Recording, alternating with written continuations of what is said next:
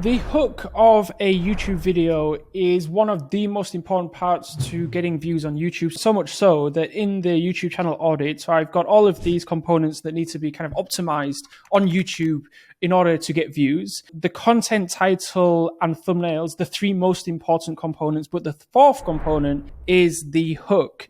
Now, the hook is really important for very short form content, meaning less than 60 seconds. So if you think about horizontal TikTok and Instagram Reels, when people are in a kind of like a scrolling mentality, or one of the main things that's going to stop them from scrolling is the first 2 seconds, first 3 seconds. If they're bored within the first 2, 3, 4 seconds, they're going to keep scrolling. So super important for short form content. Also very important for long form content. And we've A/B tested this with clients, podcast clients at Playstack, and we've tested podcast episodes with no highlight reel at the beginning, and also tested podcast episodes with highlight reels at the beginning. The highlight reels get significantly more audience retention, significantly higher audience retention than the episodes without highlight reels. So I'll play this video. Again, it's a Diary of a CEO, but it's a great example. You won't be able to hear this, but you can just see the visuals, how fast-paced it is. It's almost like a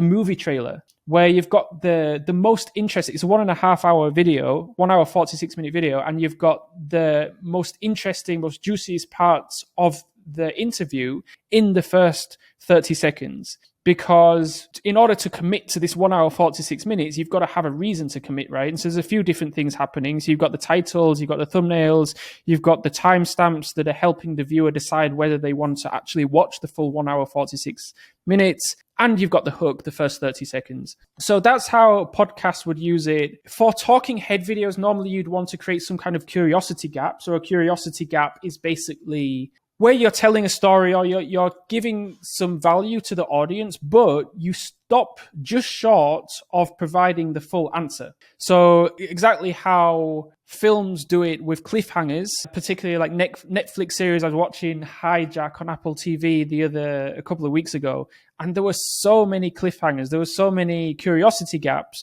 because it's the same premise. A YouTube video and a film, there's one goal there. The goal is audience retention, is to keep the viewer glued onto the screen until the very end. And so we're using kind of the same techniques as film producers are using on films. I'll give you an example of how MrBeast uses them. So he uses the same formula in every video. So I'll give you an example. I know he's talking about a lot of money here. So he uses what is called the rule of three. And what the rule of three is, the thumbnail and the title and the first 10 seconds, even the first 5 seconds, must all match. Meaning, in the thumbnail, you've got the cash, you've got all the money, $1 million, I'd imagine. In the title, you've got the money, $1 million.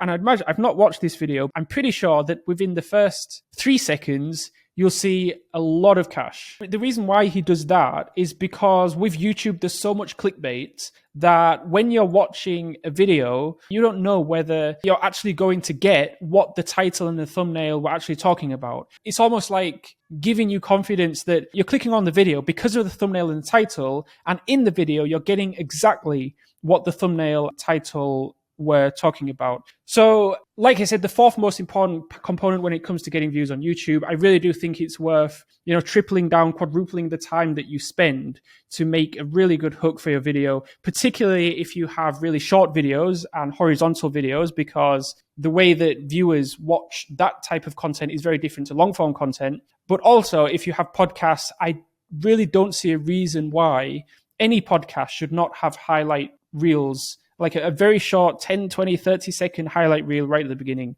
So that was just a little bit about hooks for YouTube videos.